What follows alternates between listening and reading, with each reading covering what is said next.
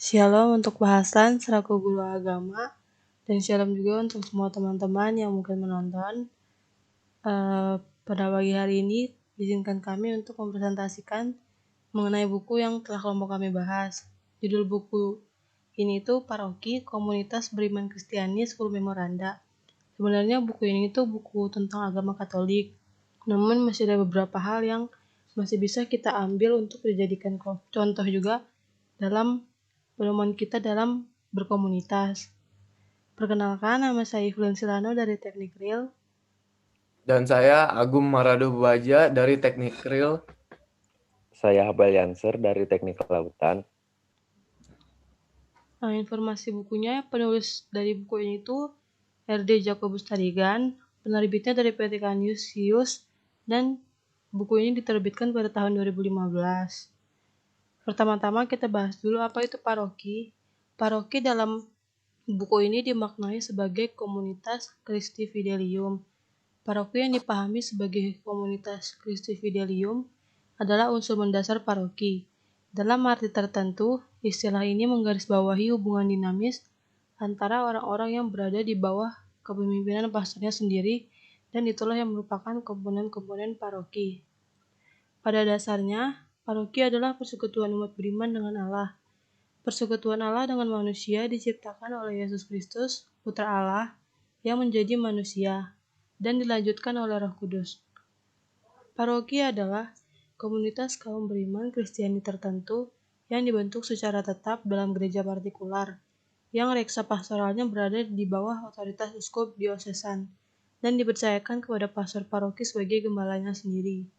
Jelaslah dengan dasar pemahaman paroki sebagai komunitas, kepemimpinan paroki hendaknya bersifat transformatif, yang artinya kepemimpinan yang melibatkan pastor paroki bersama dengan umatnya.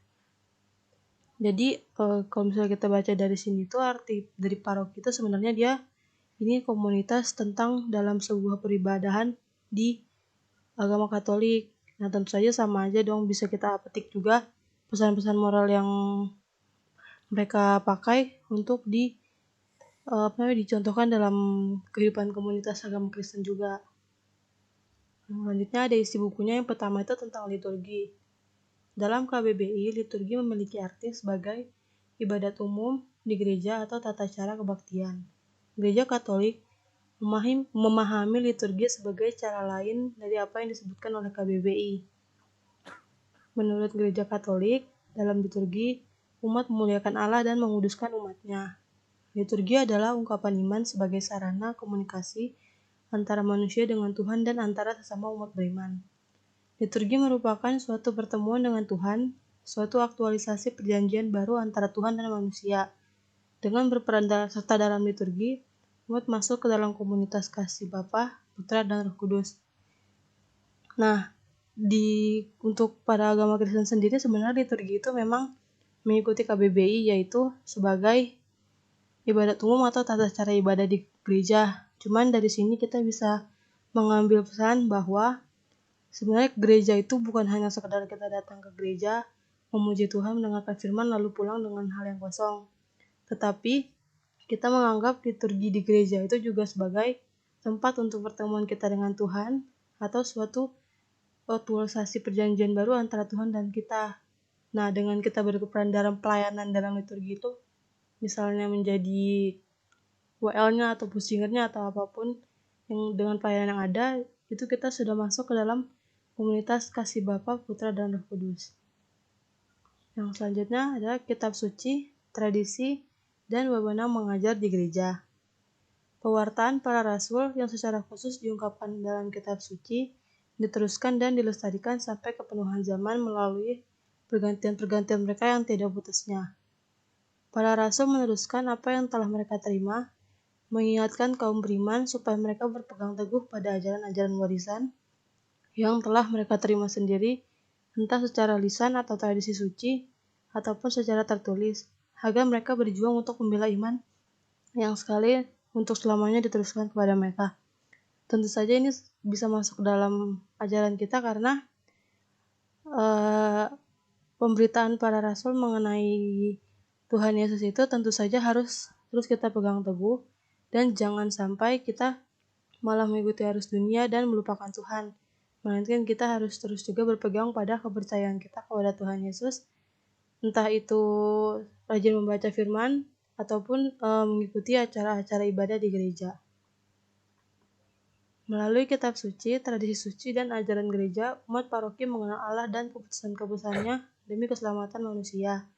Umat paroki dibina untuk membiasakan diri secara teratur membaca kitab suci karena tidak mengenal Allah, tidak mengenal kita berarti tidak mengenal Kristus. Nah, tentu saja di sini untuk terus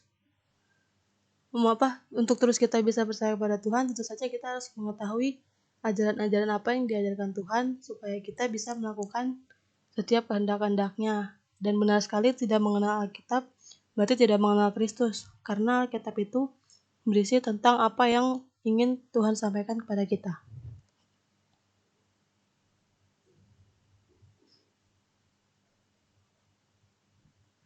Gereja di dunia dewasa ini, umat paroki mengungkapkan imannya dalam perayaan liturgi dan mewujudkan iman dalam tata dunia. Cukup banyak umat yang cenderung lebih terlibat dalam liturgi dan berusaha menjadi orang saleh untuk masuk surga, namun lupa untuk mewujudkannya keadilan sosial dalam masyarakat tata dunia. Secara tajam dipisahkan antara kegiatan di lingkungan ibadah dan kegiatan perjuangan mewujudkan kerajaan Allah di dunia. Program kerja seksi sosial paroki dan kegiatan karitatif lainnya merupakan usaha paroki untuk meningkatkan perhatian umat agar terlibat dalam membangun masyarakat tata dunia. Dalam membangun tata dunia diperlukan kerjasama dari semua pihak. Nah, selanjutnya ada para uskup dalam gereja. Di paroki selain pastor, paroki yang adalah seorang imam, terdapat juga beberapa imam lainnya. Tugas pelayanan uskup pada tingkat paling bawah diemban oleh para imam. Perlu dijelaskan bahwa hanya imam yang ditugaskan oleh uskup setempatlah yang boleh bertugas dan berkarya di paroki yang bersangkutan. Tugas seseorang imam adalah menghadirkan Kristus, membimbing umat atas nama Kristus dengan cara mewartakan Injil. Umat paroki hendaknya bersatu dan bekerja sama dengan imamnya, mendukung dan mendoakannya. Nah, selanjutnya ada pendidikan calon imam. Pendidikan calon imam, banyak umat paroki belum sadar bahwa pendidikan dan pembinaan calon imam menjadi tanggung jawab mereka juga. Imam baru yang bertugas di paroki diterima begitu saja.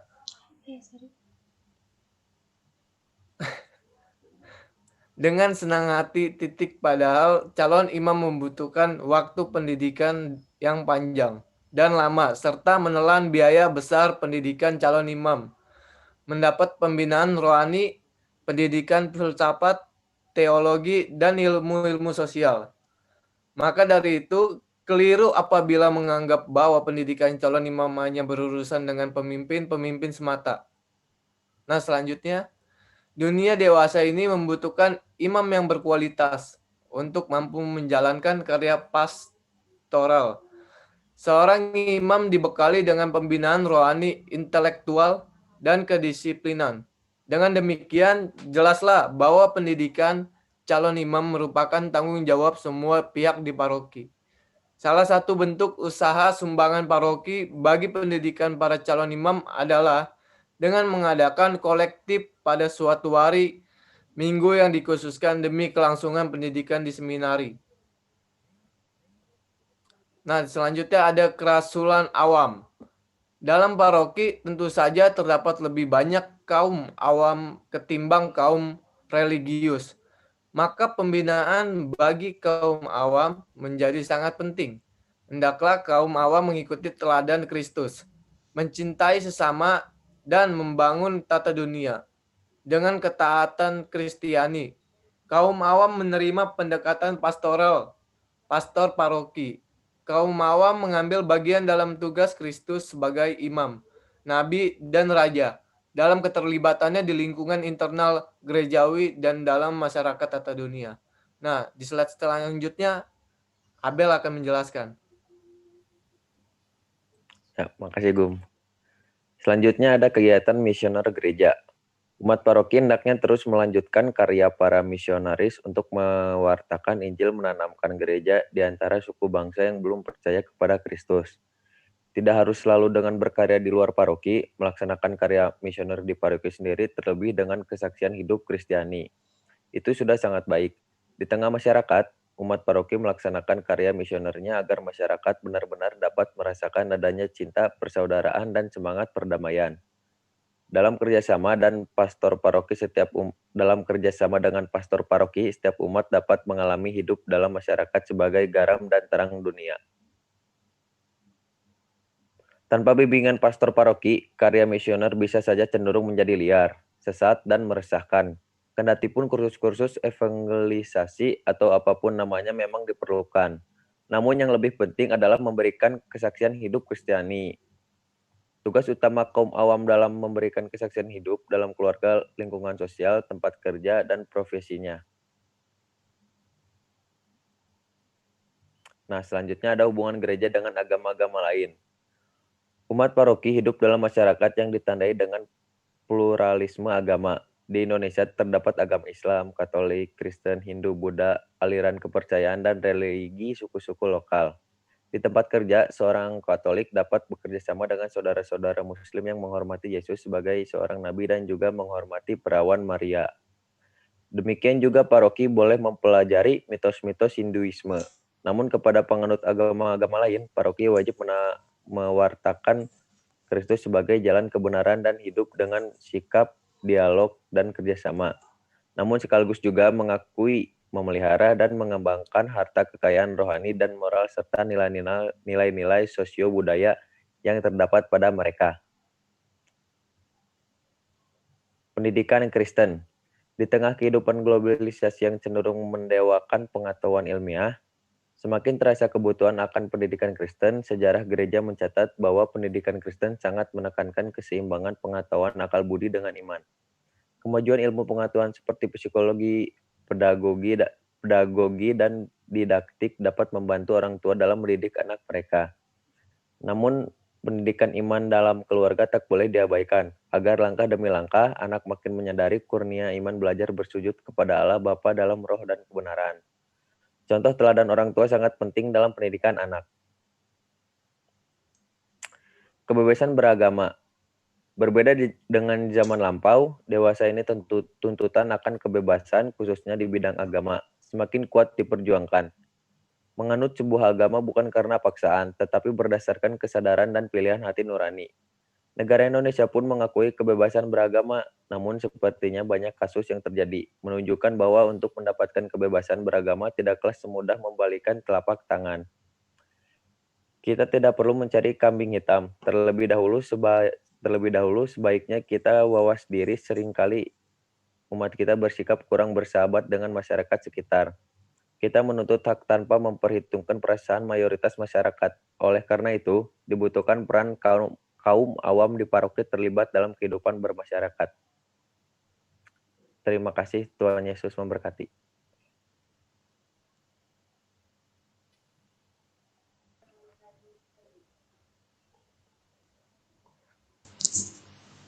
Sekian yang dapat disampaikan oleh kelompok kami. Kurang lebihnya mohon maaf. Semoga banyak hal-hal juga yang dapat diambil dari apa yang kami presentasikan. Terima kasih. Tuhan Yesus memberkati. Terima kasih Pak. Tuhan Terima Yesus kasih memberkati. semua. Terima kasih Bapak.